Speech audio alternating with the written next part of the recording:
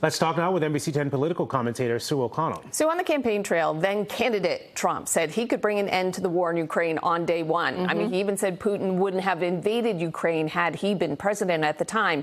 Now Putin is not even showing up to ceasefire talks that are organized in part by the Trump administration. In your view, did the president overestimate his influence and friendship, we'll call it, with Putin? Yeah, perhaps, JC. I mean, remember, there's campaigning and then there's governing.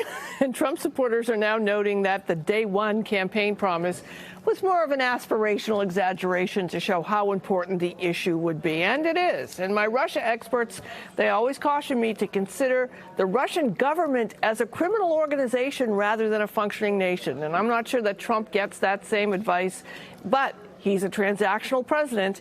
He may need to find something Putin wants if he wants his relationship with Putin to get better.